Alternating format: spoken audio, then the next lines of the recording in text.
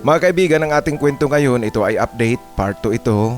Kung natatandaan nyo ang kwento ni Apan, mayroong pamagat na anak na tinalikuran, ngayon ay sandigan. Na ipublish ko ito noong 2024 at ngayon si Apan nagpadala ng update. Kaya ito ang aking ibabahagi sa inyo. Pakinggan nyo po ang kanyang update sa kanyang kwento.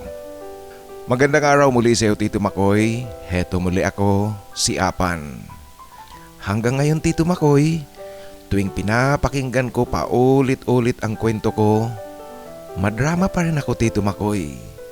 Matanda na ngunit napapaluha ako sa kwento ko na iyong inilathala.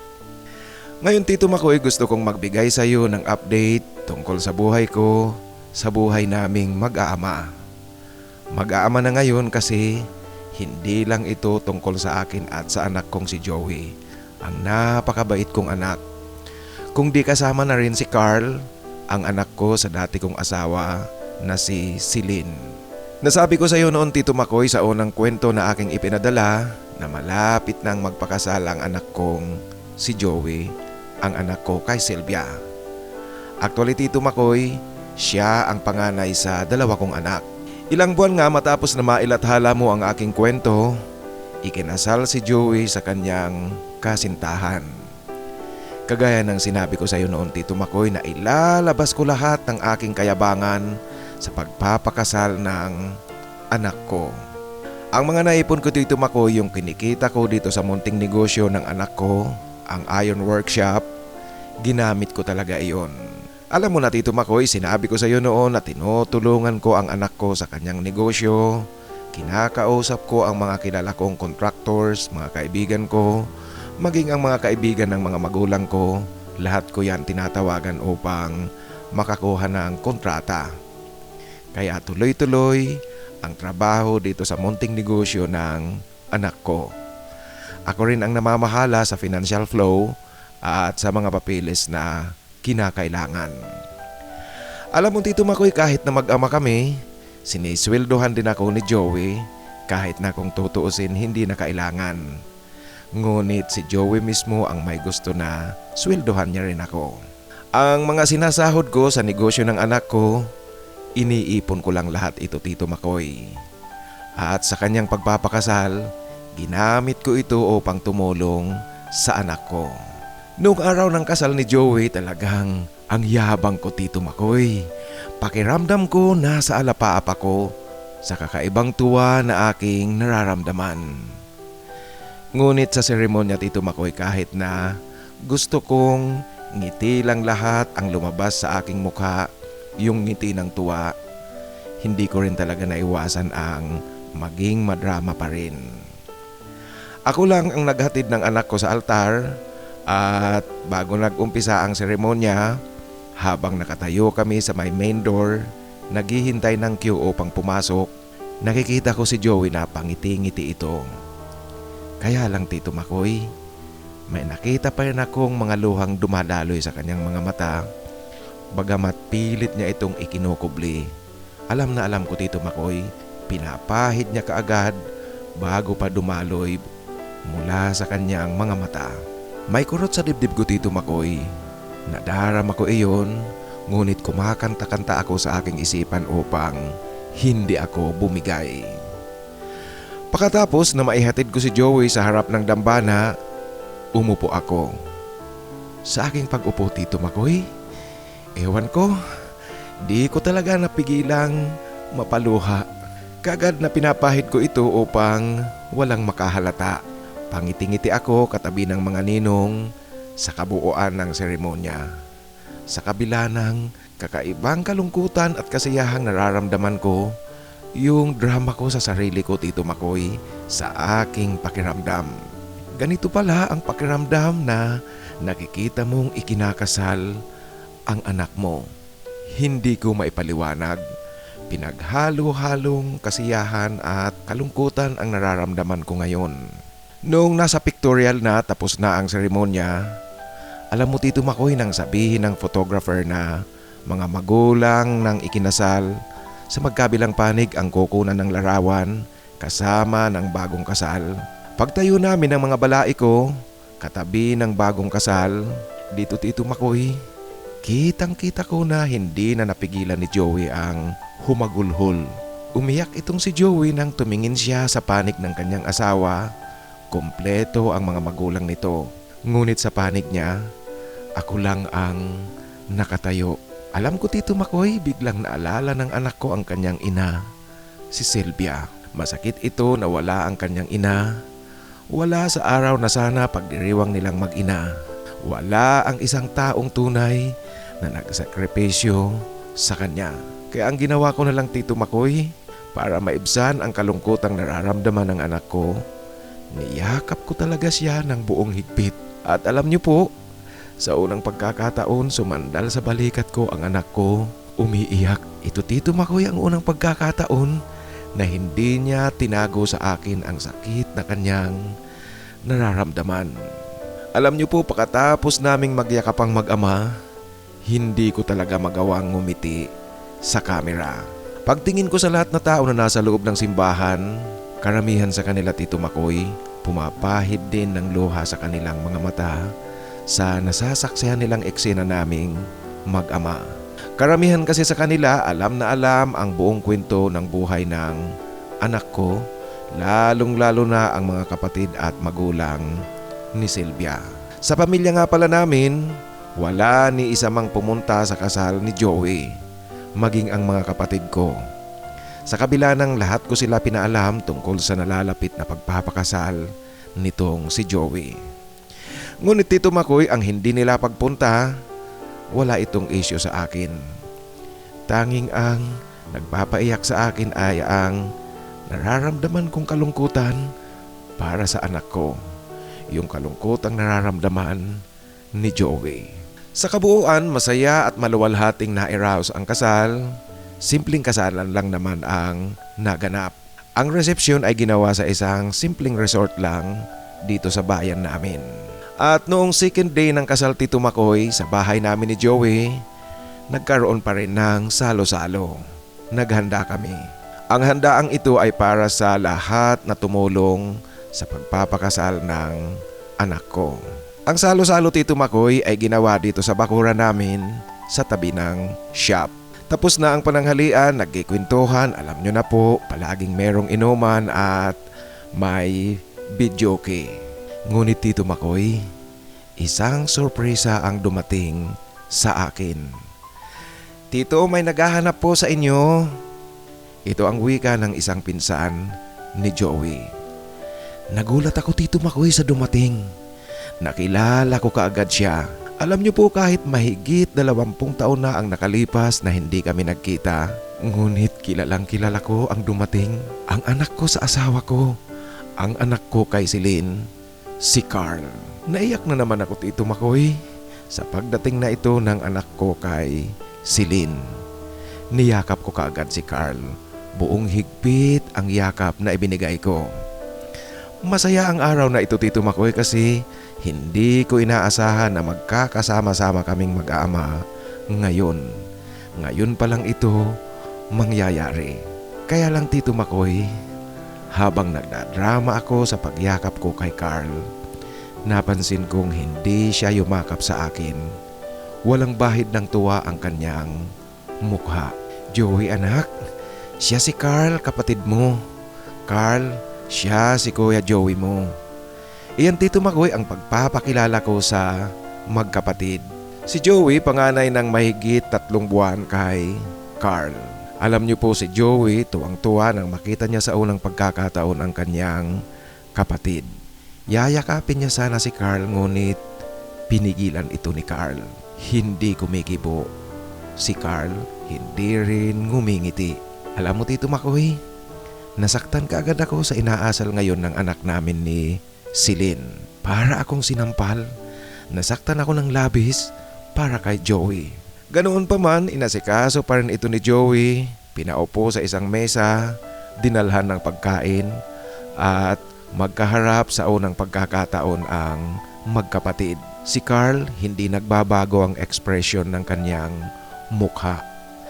Kitang-kita mo na may kinikimkim na galit laban sa akin. Hindi nga siya kumain, Tito Makoy. Talagang uminom ng uminom lang, hindi nagsasalita.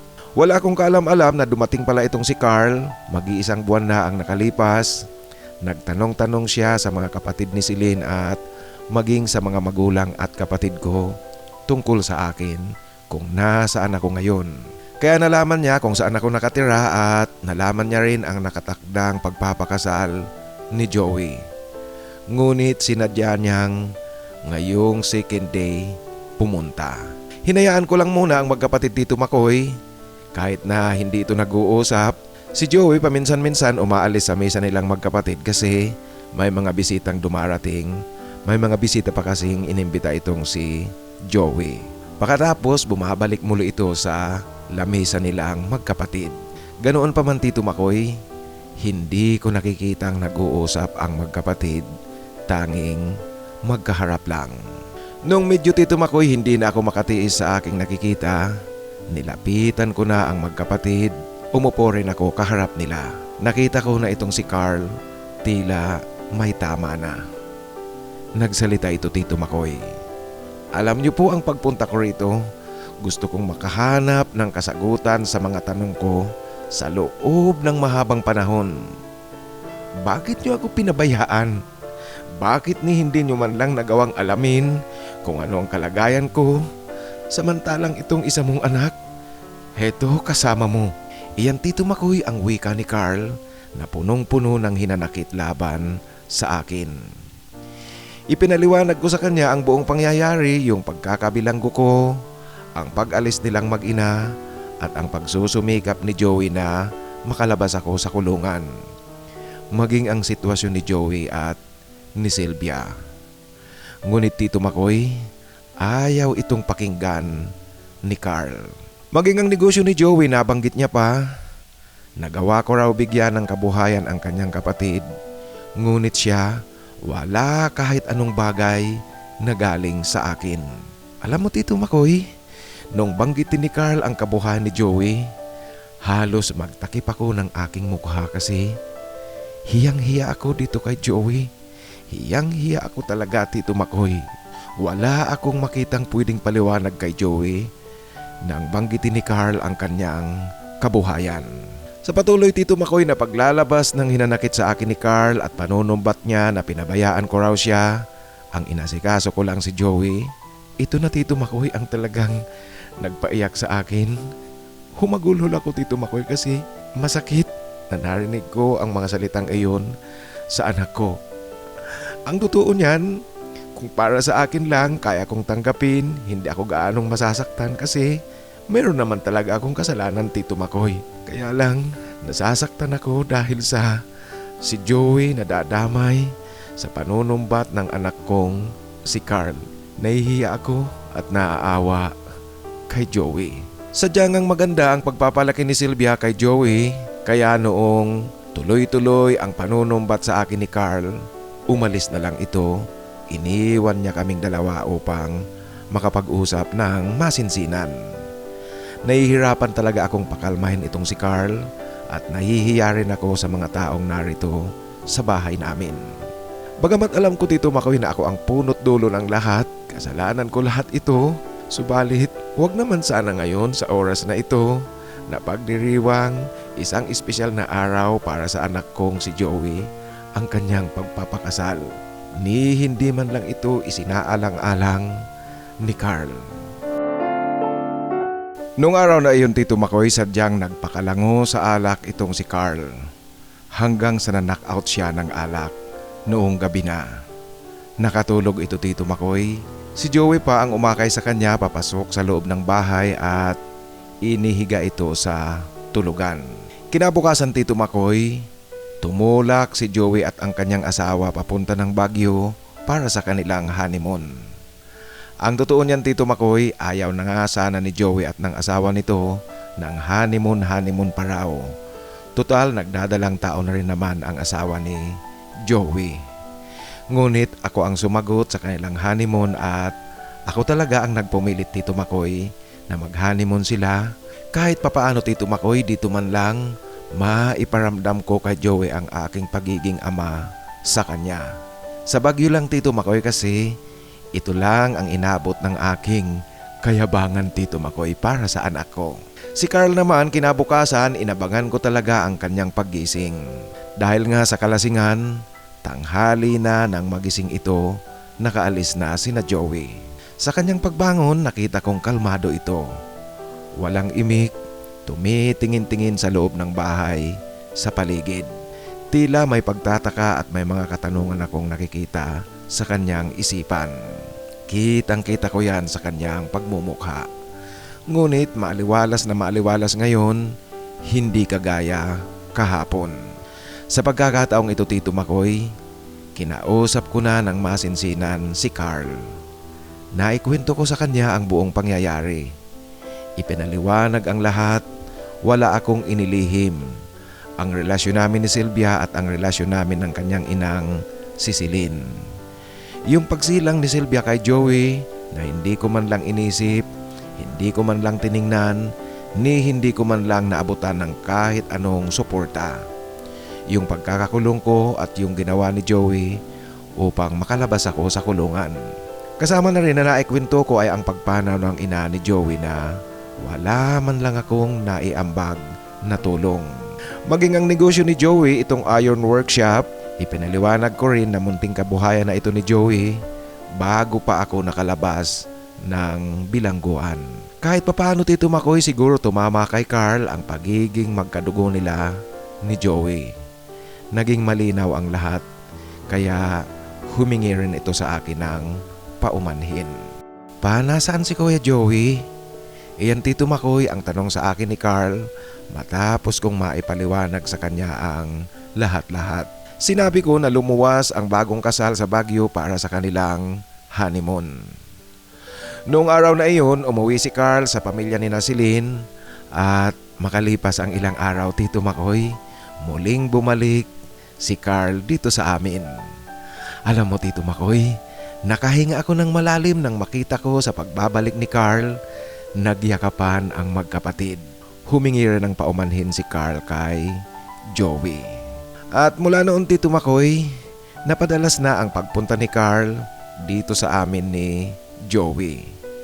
Kaya marami ring pagkakataon na nakapagbanding kaming mag-aama bago siya tumulak pabalik ng ibang bansa. Ako Tito Makoy, ang totoo niyan, pantay ang pagmamahal na nararamdaman ko sa dalawa kong anak. Subalit sa maiksing panahon na nakasama ko silang dalawa, dito ko nakita ang malaking pagkakaiba ng dalawang ina. Si Carl hindi ko masisisi kung ganoon ang kanyang ikinilos sa unang pagkikita naming tatlo, kasi hindi ko rin alam Tito Makoy kung ano ang pakiramdam niya yung lumalaki siyang kasama niya ang kanyang stepfather. Bagamat ayon kay Carl naging mabuti ang lahat, mabuti ang samahan nila ng kanyang stepfather.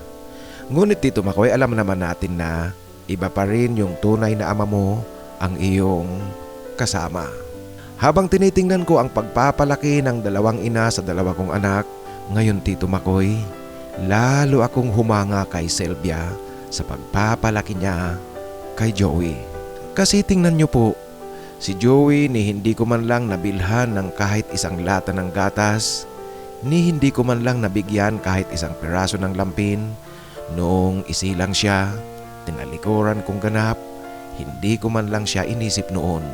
Ngunit wala akong narinig ni isang hinanakit at ni katiting na galit. Wala akong nakita kay Joey. Wala itong ipinakitang galit sa akin. Hindi niya ginawa ang manumbat sa akin. Si Sylvia na galing sa isang hamak na pamilya, ganoon niya pinalaki si Joey. Samantalang si Celine, galing sa prominenteng angkan, mataas ang pinag-aralan, lumaki si Carl na may kinikimkim na sama ng loob laban sa akin. Ang maganda Tito Makoy sa pagkikita-kita naming mag-aama, naayos ang gusot, nalinawan ang dapat maging malinaw. Maganda ngayon ang relasyon naming mag-aama. Sa ngayon Tito Makoy, masayang masaya ako sa aking buhay. Tuloy-tuloy sa normal na operasyon ang negosyo ng anak kong si Joey, magkatuwang pa rin kaming mag-ama. At ang magandang biyayang dumating sa akin Tito Makoy, meron na akong apo ngayon. Mahigit na siyang 1 taon, mabilis nang maglakad at may kakulitan rin Tito Makoy itong apo ko. Mana yata sa kanyang lolo. Dito na ngayon umiikot ang aking mundo.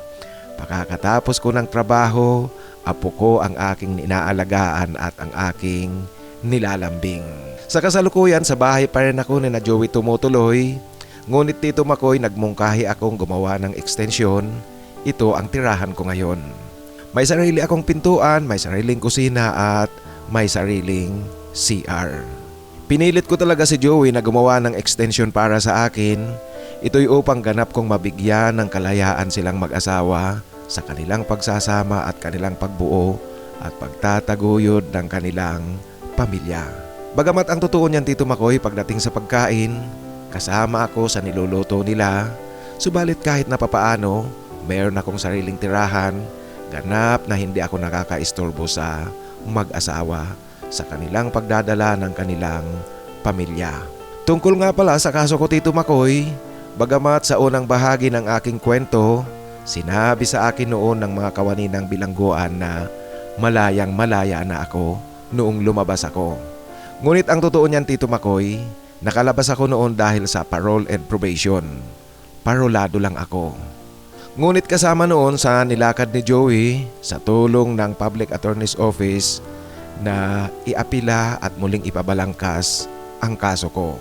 Bagamat matagal na panahon pa ang ginugol dahil wala ngang pera ang anak ko, subalit Tito Makoy sa huli, pumanig sa akin ang desisyon. Ibinaba sa lower offense ang kaso ko, naging illegal possession of prohibited drugs na lang. Kasi nga Tito Makoy, talagang hindi naman kami nagtutulak ng droga. Kaming mga magkakaibigan noon talagang gumagamit lang. Nakita ito ng batas. Kaya yung pansamantalang kalayaang ibinigay sa akin, napalitan ito ng ganap na kalayaan ko na. Kasi sobra-sobra na rin ang taong ginugol ko sa loob ng kulungan na napagsilbihan ko sa aking sentensya. Ang mahabang panahon na pananatili ko sa kulungan, nangyari nga iyon dahil sa tuluyan talaga akong pinabayaan ng aking mga magulang. Itong si Joey, sa pagpupumilit ni Sylvia, siya ang gumawa ng lahat ng paraan upang maayos ang kaso ko. Tito Makoy, masasabi ko talaga ngayon ang swerte ko kay Joey. Napakabuti nitong anak ko. Alam niyo po magpahanggang ngayon tuwing iniisip ko ang kalagayan ko, ang naging buhay ni Joey, ang buhay nilang mag-ina noon. Paminsan-minsan hindi ko rin mapigilan talaga ang magdrama pa rin sa aking sarili. Naiiyak pa rin ako Tito Makoy tuwing naiisip ko ang mga bagay na iyon. Sa kasalukuyan Tito Makoy, nabuo na ang aking pasya. Hindi na ako mag-aasawa pa Tito Makoy. Alam niyo na po, parang wala na sa edad. Paminsan-minsan kasi Tito Makoy, tumatama na yata sa akin ang pagiging matanda na Tito Makoy. Minsan nakakaramdam na rin ako ng pananakit. Meron na akong rheuma Tito Makoy. Lulong-lulo na. Sa kasalukuyan Tito Makoy, kontento ako sa buhay ko ngayon. Pwede kong sabihin wala na akong mahihiling pa. Sa kabila ng aking mga kamalian, may magandang buhay pa ring dumating sa akin. Si Joey Tito Makoy. Si Joey ang anak ko na inapi ko. Siya ang susi ng lahat ng magandang nangyayari sa buhay ko ngayon. Hanggang dito na lang po ang aking kwento Tito Makoy. Sana po muli niyong ibahagi dito sa iyong channel. Kahit na update na lang ito. Ang isa sa masugid mong tagapakinig, Apan. Maraming salamat Apan sa pagbabahagi mo ng iyong kwento. Nakakatuwa at masaya kaming lahat na maganda ngayon ang takbo ng buhay mo. Naayos mo na ang lahat na gusot sa inyong mag-aama, na linawan ang dapat maging malinaw. At tama ka, napakaswerte mo kay Joey. Yan ang kayamanan mo ang iyong anak na si Joey. Tinitingnan ko sa dalawang anak mo, although wala kang gaanong kwento kay Carl kasi hindi mo siya nakasama, ngunit sa tingin ko, pareho nga ang pagmamahal mo sa dalawa mong anak. Subalit ang pwede kong sabihin talaga, higit na maswerte ka dyan kay Joey. Kasi sa kabila ng lahat, aminin natin na siya talaga ang aping-api sa dalawa mong anak. Ngunit sa kabila noon, wala kang narinig na panunumbat sa kanya, ni wala kang nakitang galit kay Joey. Maganda nga talaga ang pagpapalaki ni Sylvia kay Joey. Maging ako, Apan, alam mo, tinitingnan ko, base na lang sa kwento mo, maganda talaga ang pagpapalaki ni Sylvia kung ikukumpara natin sa pagpapalaki ni Celine sa isa mo pang anak na si Carl. Sa muli, maraming salamat sa pagbibigay mo ng update sa iyong kwento. Ngayon mga kaibigan, sa ating shout out kay Joffer ng South Korea, ang ating kapatid na South Korea. Shout out sa iyo at maraming salamat. Ganoon din ang ating kapatid na si Chor 1304. Actually, ang gusto ni Chor ay i-shout out ko ang kanyang kumpare na si Dominador Patawaran. Kaya shout out sa iyo, Dominador Patawaran. Ang shout out ay mula kay Chor 1304. Maraming salamat sa inyong dalawa. Shout out sa inyo, Chor, at kay Dom. Ganoon din ang ating kapatid na nasa Italy, si Felipe Gorospi. Epe, shout out muli sa iyo at maraming salamat sa tuloy-tuloy na pakikinig. Shout out kay Milagrito Kadirao. Mel, shout out sa iyo at itong kapatid natin na si Milagrito Kadirao. Ito, sinagot na niya yung tanong ko kung nakalimutan ko kasi kung saang lalawigan siya. Tila nabanggit ko sa isang shout out na ang nasabi ko yata doon ang lugar niya ay Pampanga. Kung naaalala nyo, nagtatanong ako noon kung anong lalawigan siya. Ngayon, ito nga palang kapatid natin na si Milagrito Kadirao ay taga Misamis Oriental sa Mindanao. Maraming salamat, Mel, sa pakikinig at shout out sa iyo. Napakagandang probinsya nito. Gusto kong marating yung Misamis Oriental na lalawigan. Kaya i-shout out rin natin ang ating mga kasamahan dyan sa Misamis Oriental. Ang ating kapatid naman na si Edwin Glenis, shout out sa iyo, Ed. Maraming salamat sa tuloy-tuloy na pakikinig. Ito nga pa lang si Edwin Glenis. Ayon sa kanya, kababalik niya lang daw galing sa Naga. 4 na buwan pala siyang nagbakasyon sa Naga. Ed, ikaw ba yung nag-i-invite sa akin noon? May nabasa akong comment kasi sa comment portion ng upload na nag-i-invite sa akin na bisitahin sa farmhouse. Nag-reply ako noon na tinatanong ko kung nasaan yung farmhouse, yung farm niya sa Naga, kasi nagkataon noon na meron akong 2 araw na bakante. Pupuntahan ko sana kaso hindi na siguro nabasa yung reply ko. Hindi ako sigurado kung ikaw yun, Ed, o sino ba yun. Basta may nag-i-invite sa akin na hindi siya talaga taga Naga. Nakabili siya ng lupa sa Naga tapos nilagyan niya ng farmhouse. May farm siya at tapos merong rest house. So hindi ko matandaan kung sino yung nag-i-invite sa akin. Anyway, Ed, Edwin Glenis, maraming salamat. Shout out sa iyo. At saang bansa ka ba? Sa France ka ba? Kasi itong pagbati mo na bonjour at saka merci beaucoup. Pasensya na kayo kung mali ang mali ang pag-pronounce ko. Merci beaucoup. French words ang mga ito, kaya nagtatanong ako kung sa France ka ba ngayon. Sa muli, Edwin Glenis, shout out sa iyo at maraming salamat. Ingat palagi. At shout out din sa ating kapatid na si Boy Robles ng Barangay Malaruhatan, Lian, Batangas. Tama ba yung barangay na sinabi ko? Wala kasi sa script yung barangay. Kaya umaasa lang ako sa aking medyo mahina ng memorya. Ngunit tila yata tama ako. Malaruhatan, Lian, Batangas. Shout out muli sa iyo, Boy Robles. Talagang naaliw ako doon sa comment mo. Doon sa sinusundang upload nito na mas masarap magmahal ang mabibigat ang trabaho. Kaya shout out sa iyo at sa mga kasamahan mo dyan sa Barangay Hall. At syempre ang ating kapatid na nasa Dubai, United Arab Emirates, Adon Adon Vlogs. Adon Adon Vlogs, shout out sa iyo at maraming salamat sa tuloy-tuloy na suporta. Ngayon sa ating hinahanapan ng forever, ang babanggitin ko ngayon ay ang Team B.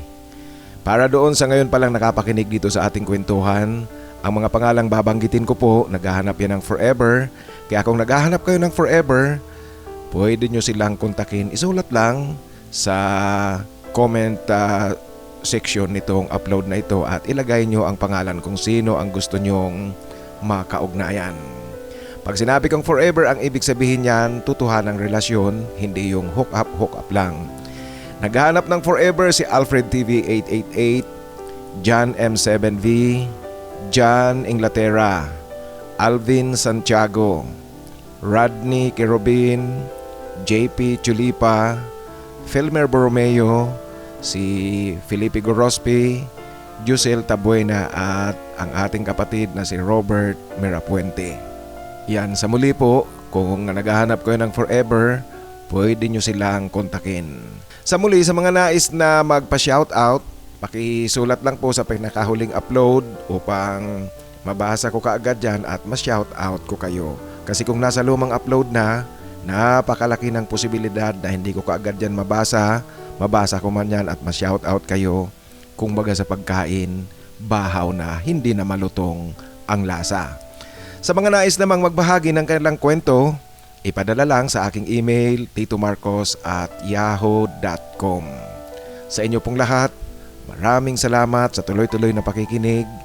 Sumainyo sana ang biyaya galing sa itaas.